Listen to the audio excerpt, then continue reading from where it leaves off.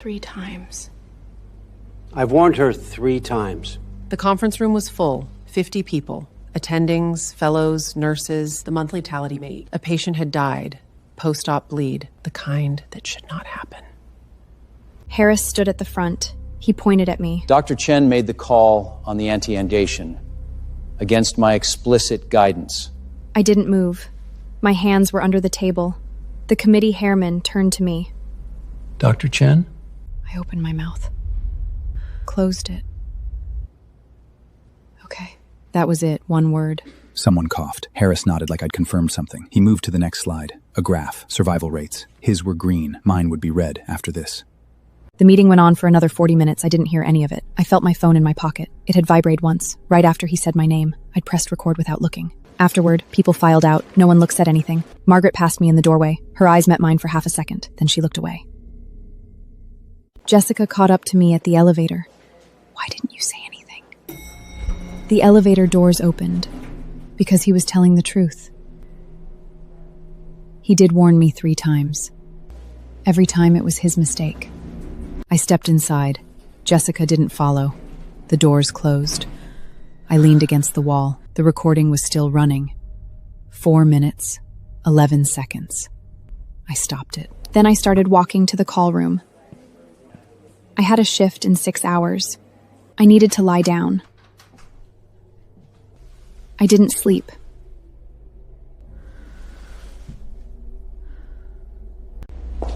Three years ago. First-year fellow. First big case. I was in the OR hallway when my phone rang. Harris's name. That patient from this morning. The valve. Yes, sir. Complication. Post-op. I was in the room the whole time. I followed your... I'm not blaming you, His voice was calm. but someone has to take the note. You're young. You can take it. I didn't answer. Put this on her record. He said. Put this on her record. You're letting this. I heard him turn away from the phone. Talking to someone else. Talking to someone else. Say she made the call. Then he hung up. I stood there. My hands were clean. I hadn't done anything wrong. I pulled out my phone, opened the voice memo app, pressed record. I didn't know why. I just did.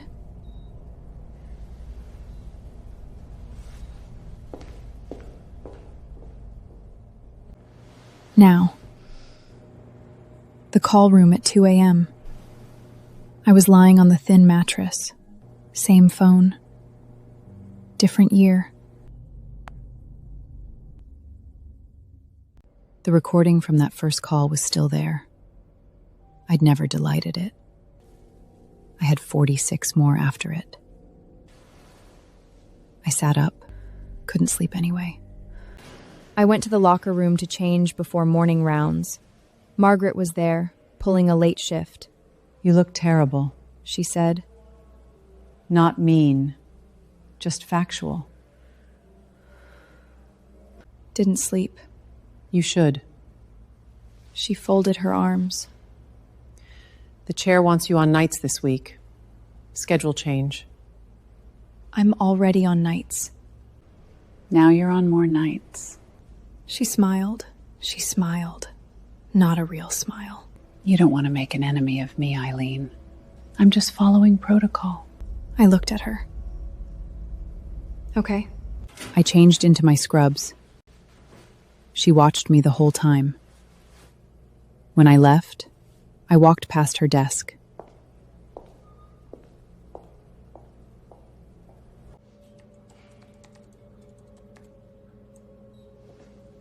I kept walking.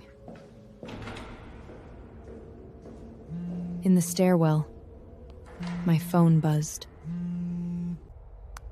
The paper I'd spent 4 months writing, the one on post-op complications, was published. I opened it. First author, Robert Harris. Second author, someone I'd never met. My name was in the acknowledgations. Thanks to Eileen Chen for technical assistance. I stared at the screen. He hadn't even told me. He'd just taken it. I closed the email, opened my recordings folder, looked at the first one again.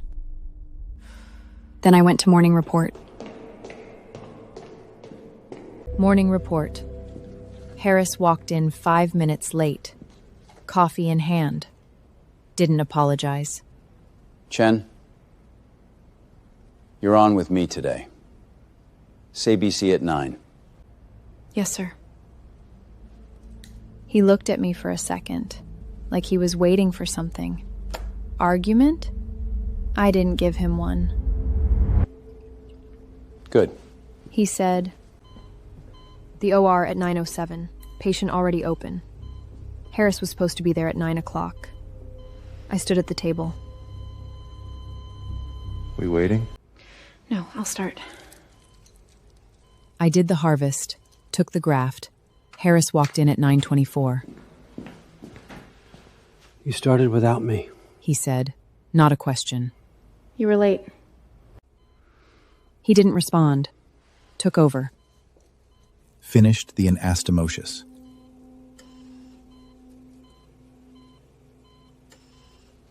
The case ended clean. Afterward, in the dictation room, Harris was on the computer. I'll write the op note. I was there the whole time.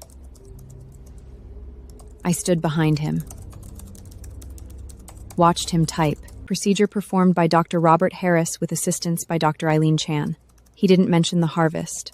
Didn't mention the 40 minutes I'd done alone. You should be grateful. Margaret said behind me. I turned. She was leaning in the doorway. For what? He let you touch the graft. She shrugged. Some attendants wouldn't. I didn't answer. I walked out. The bathroom. Staff bathroom on the 3rd floor. I locked the door. I stood at the sink. Ran the water. Watched my hands. They weren't shaking. I washed them. For a long time. Longer than needed. The soap ran out. I pumped it anyway. Nothing came out. I stood there for another minute. Then I turned off the water, dried my hands, looked at myself in the mirror. I didn't cry. I never cried. I unlocked the door and went back to work. My phone buzzed. Harris in the group chat. Congratulations to Margaret O'Malley for Excellence in Nursing Award. Please join me in thanking her. I scrolled past, put my phone face down on the counter. Then I picked it up again. Opened the encrypted folder. 47 videos. I didn't watch any of them. I locked the phone and put it in my pocket. Tonight, I'd sort them by date. Tomorrow, I'd call a lawyer.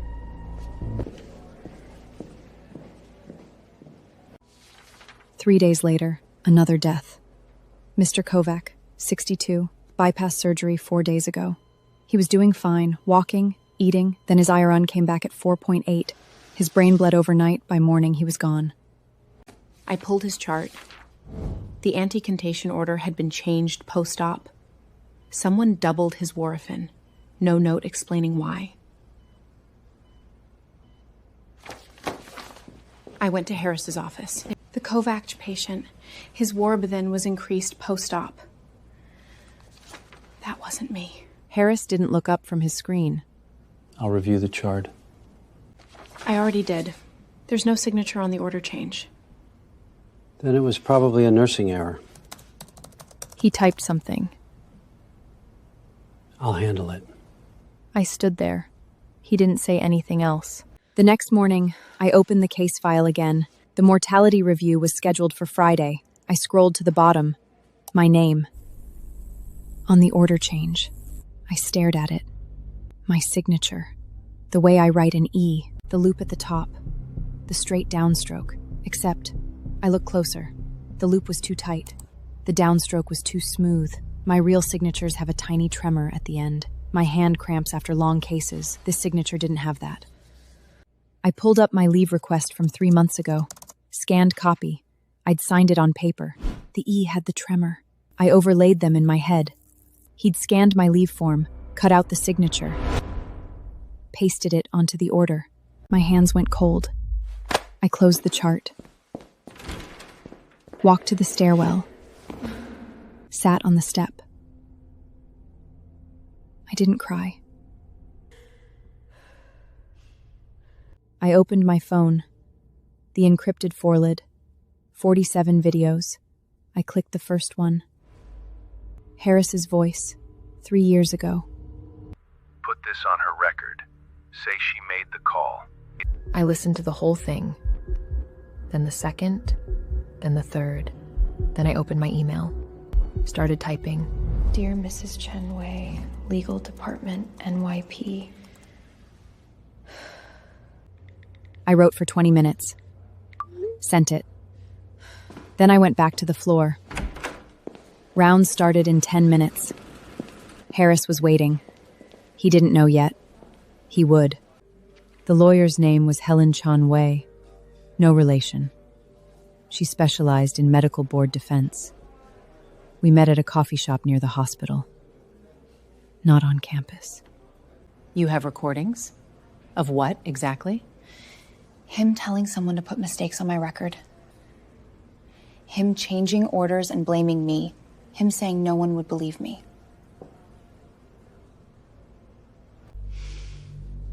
And he stole my paper. First author. Helen put her coffee down. How many recordings? 47. Over 3 years.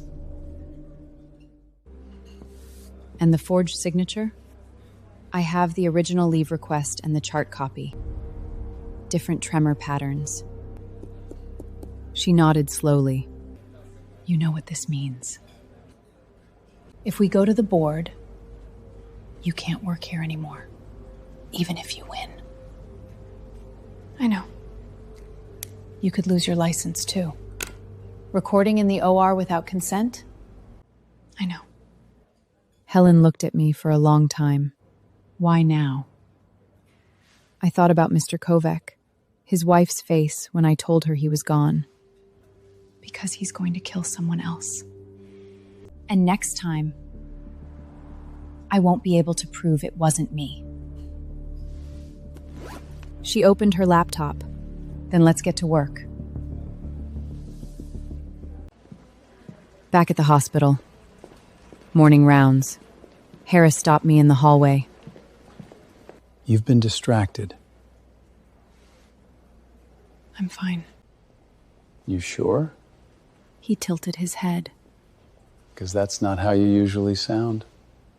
I looked at him. People change. He blinked. Then he laughed. Okay. Just make sure you're on for the whipper tomorrow. I need someone who can close. I'll be there. He walked away. I went to the locker room. Jessica was there. You okay? I will be. What are you planning? I locked my phone. I'm waiting for a date. Margaret pulled me aside the next morning. Schedule change, she said. I already have my assignments for the week. Not anymore. She handed me a printout. Night shift. Every night. For 2 weeks. That's not fair. Fair isn't my job. She lowered her voice. You don't want to make an enemy of me, Eileen. I'm just following protocol. I looked at the paper. I already did. Months ago. She didn't expect that. Her face didn't change, but her eyes did. Watch yourself, she said, walked away. That afternoon, I texted a number I'd saved 6 months ago, a second-year resident who had rotated through cardiac. Dr. Amina Said. Can we talk? Off campus?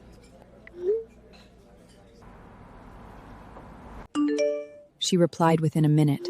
Same thing happened to you? Yes. I have recordings too.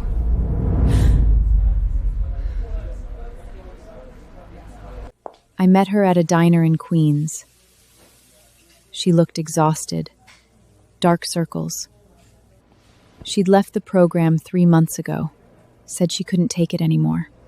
He blamed me for a pneumothorax. The patient was fine, but the note said I'd misplaced the line. I had to remediate. Do you still have the recording? She pulled out her phone. I have 3. I nodded. Save them. Don't delete anything. What are you going to do? Make sure he can't do this to anyone else. She stared at me. Then she nodded. I'm in.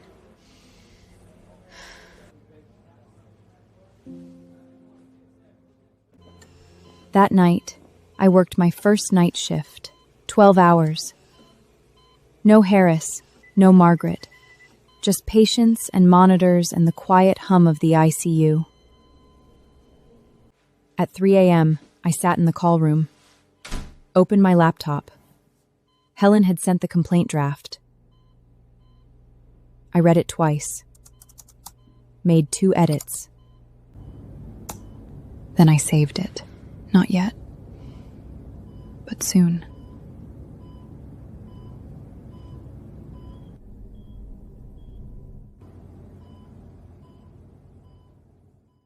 Two weeks later, the night shifts ended. I came back to days. Harris didn't acknowledge me for the first 48 hours. Then he called a department meeting. I've decided to implement a remediation plan for Dr. Chen. He announced. No warning, no discussion, just his voice in a room full of people. She'll step away from clinical duties for 4 weeks, retraining on post-op and cassiation protocols. No one spoke. Jessica's face went white. Margaret smiled into her coffee. I didn't react. After the meeting, I followed Harris to his office. He was already closing the door. You didn't discuss this with me. I'm discussing it now.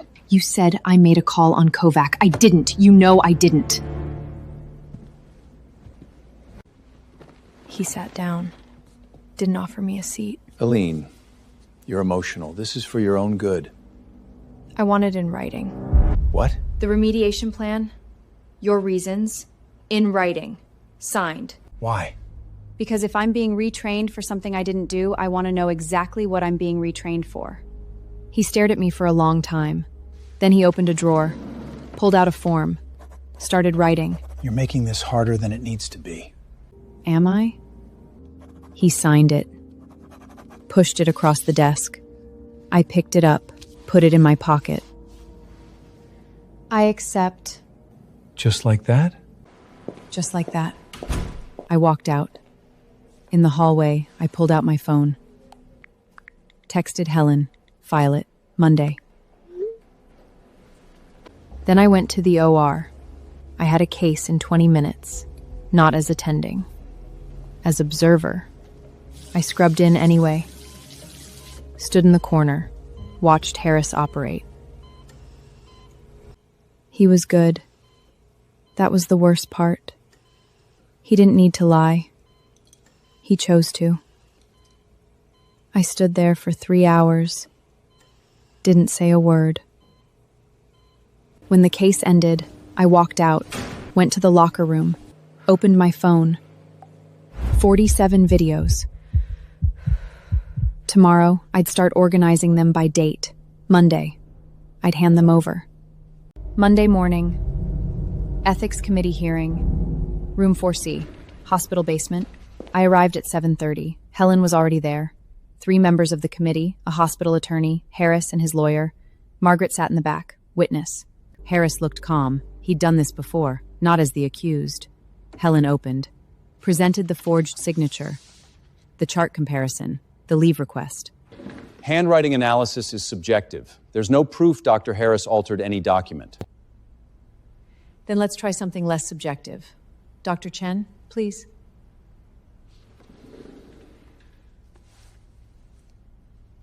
I stood up, pulled out my phone, connected it to the room's speaker.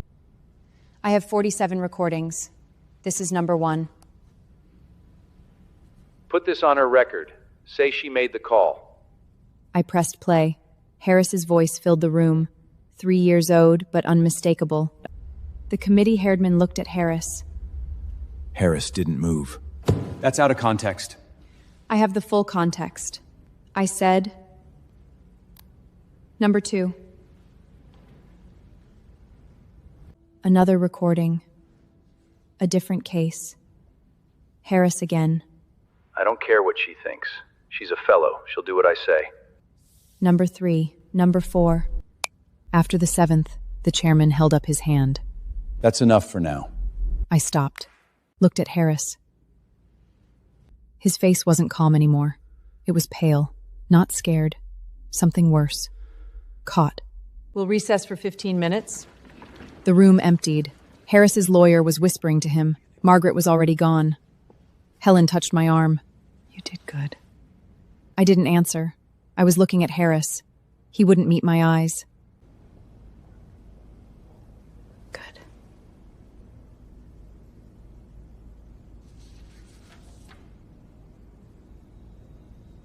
Day 2. Margaret was called to testify. She walked to the witness chair like she owned the room, crossed her legs, smiled at the committee. Dr. Chen was struggling. I was concerned about her judgment. I reported my concerns to Dr. Harris. Did you ever alter the OR schedule to punish Dr. Chen? Margaret's smile didn't waver. I managed the schedule based on department needs. Did you delete the original OR log from the Kovac case? I don't recall. Jessica was next. She walked in, didn't smile. I was the anesthesiologist on Kovac. I saw the order change. It was entered post-op. No verbal order was given, and I saw Margaret delete the original log from the system. That's a lie. Jessica turned to her. Pull the IT back up. The one you don't have access to. Margaret's face changed, just for a second. They run nightly. I have a copy. Everyone looked at me. I back up the OR schedule every month. I started 2 years ago. After the 3rd time my shifts were changed without notice, Margaret stared at me. I stared back. The chairman said, Dr. Chen, do you have that copy? I pulled out a USB drive. I do. The room went quiet. Margaret's hands were gripping the arm hold. She didn't say anything else. The chairman took the drive. We'll review this privately. Margaret walked out. Jessica caught my eye. Nodded once. I nodded back. Tomorrow was day 3. Tomorrow, I'd play the recording Harris didn't know existed. Day 3. The last day. Harris sat at the defense table. His lawyer looked tired. Harris looked smaller than I remembered. Not broken. Just smaller. The committee hairman nodded at me. Dr. Chen, you have more recordings? Yes. Play them. I connected my phone, found the file, number 38, from 6 months ago. Harris's office. He didn't know I was recording. You want to know why no one believes you? Because you're an Asian woman. You're supposed to work hard and keep your head down. That's what your parents taught you, right? No one will believe you over me. No one. I let it play to the end. So take the write-up. It's easier. The room was completely quiet. Dr. Harris? That's out of context. I was talking about cultural expectations, not... Which part? Which part did I misquote? He looked at me. Was it no one will believe you over me? I'd practice this. You recorded me in my own office. That's illegal. New York is a one-party content state. It's legal.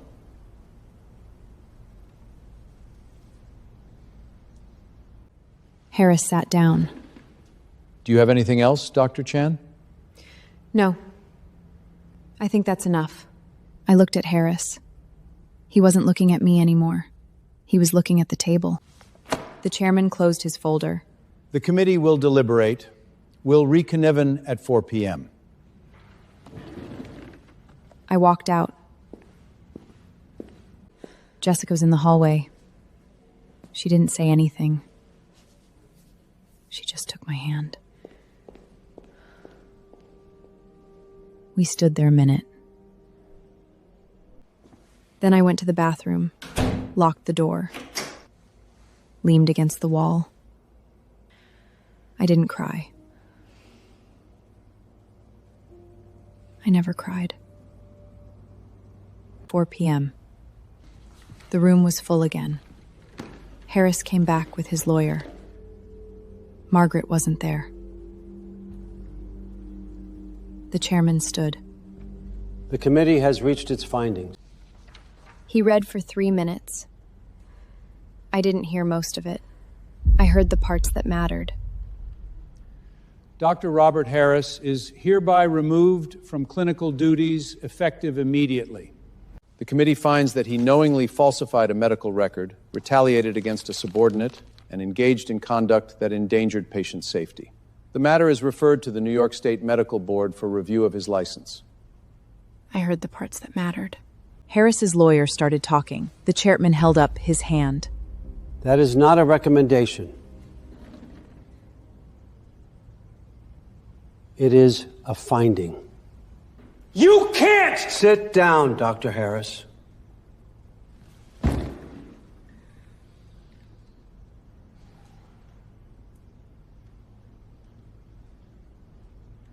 Dr. Chen, the committee finds no evidence of clinical negligence on your part. However, your unauthorized recording of surgical procedures and private conversations violates hospital policy. You are suspended without pay for 12 weeks. You will complete ethics training before returning to clinical duties. I nodded. I accept. Further, the committee recommends that Dr. Chen be allowed to transfer to another NYP facility upon completion of her suspension, if she so chooses. I looked at Helen. She nodded. Thank you. Harris was being escorted out by security. He passed me. You'll regret this. I didn't look at him. I already regret not starting sooner. He stopped. Security took his arm. Then he was gone. I stood up. The room was watching me. Jessica, the committee, the hospital attorney.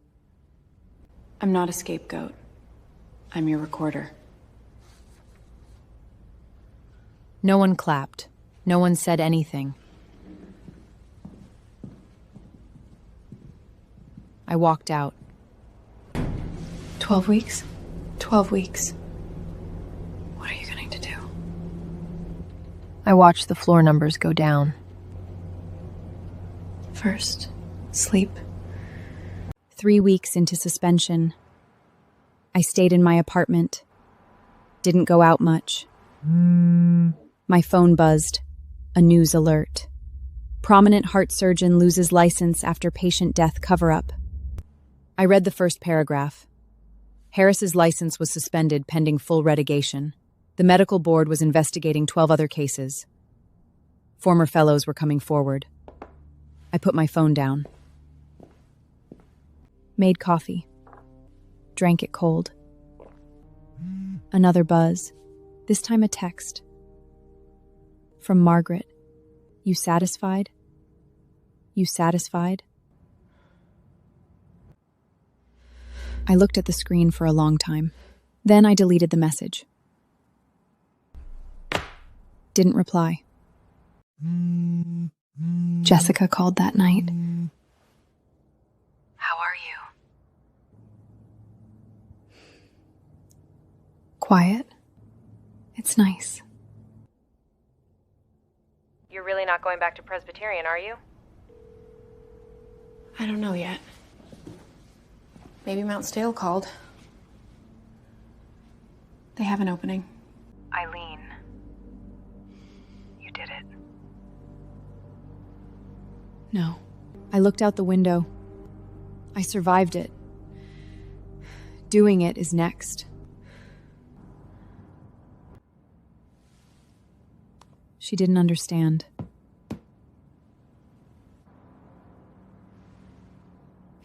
That was okay.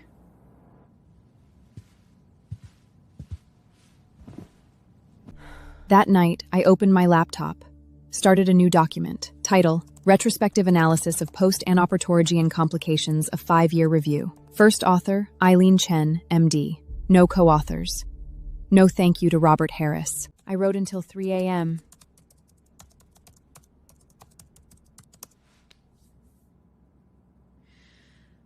Saved it. Closed the laptop. Then I went to the window. The city was still there. The hospital was still there. Harris wasn't. I didn't feel triumphant. I didn't feel sad. I just felt like I could breathe. The morning my suspension ended, I packed my bag. Same white coat. Same stethoscope. Different hospital. NYP Brooklyn Metesnik. Community hospital. Not Columbia. Not Presbyterian. Not Presbyterian. A transfer placement. 12 weeks of ethics training completed. 2 online modules. 1 essay about professional boundaries. I wrote it in 2 hours. Never looked at it again. The drive took 40 minutes. I parked in the staff lot. Walked in. The OR was smaller. Older. The staff introduced themselves. A circulating nurse named Deb. A perfusionist who looked 22. The attending for the day, Dr. Vargas. You're from Columbia. He said. Not a question. Yes, This is going to feel slow. that's fine. He looked at me, waited. I'm here to work, not to prove anything. He nodded. Good. First case in 20, CBB. You comfortable harvesting? Yes. Then let's go. The OR at 9:15. Patient prepped. I scrubbed, gloved, gowned. Stood at the table. Vargas watched. Didn't hover. I made the first incision, found the vessel, took the graft. My hands didn't shake.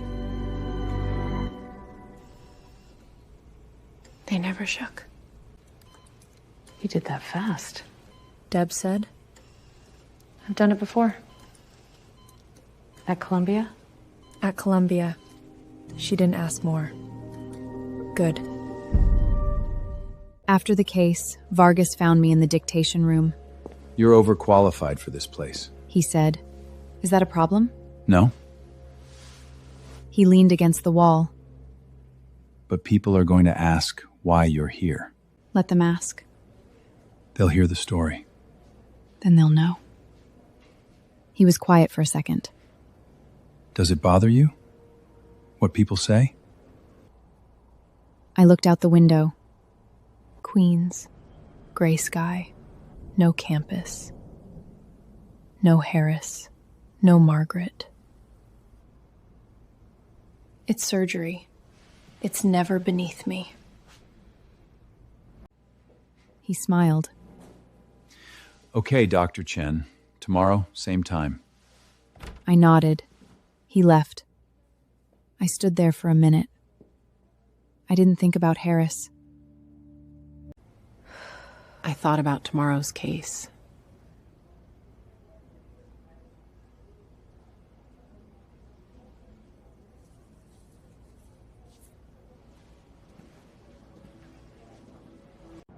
One year later, my paper was published.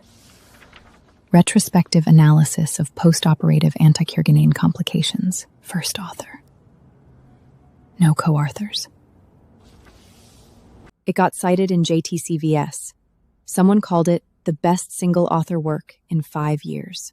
Mount Sinai offered me a position, Associate Chief of Cardiothoracic Surgery. I accepted. I moved to a new apartment. Upper West Side, small. 1 bedroom. A balcony that faced south. Jessica came to visit. We sat on the balcony, drank coffee. You did it. No. I put my cup down. I survived it. Doing it is next. She looked at me. What's next? I shrugged. More surgery? Maybe teach? Maybe write another paper? No revenge? Revenge is for people who are still angry. She smiled. And you're not? I thought about it, Harris. Margaret, the room full of people who watched and said nothing. No. I'm just here. She left at 4. I stayed on the balcony. My phone buzzed. A news alert. I almost didn't look. Disgraced surgeon Robert Harris spotted driving for ride care service in Long Island. I read the headline. Saw the photo. He looked older. Thinner. I looked at it for 2 seconds. Then I put my phone down, picked up my coffee. The sun was warm, not hot, just warm enough.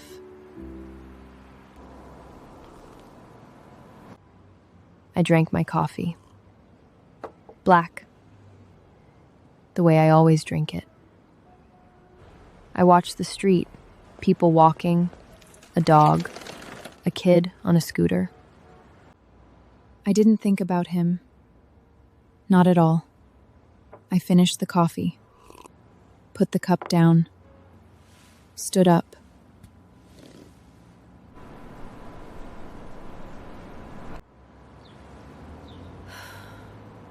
The sun was still there. I went inside, left my phone on the table. Screen down.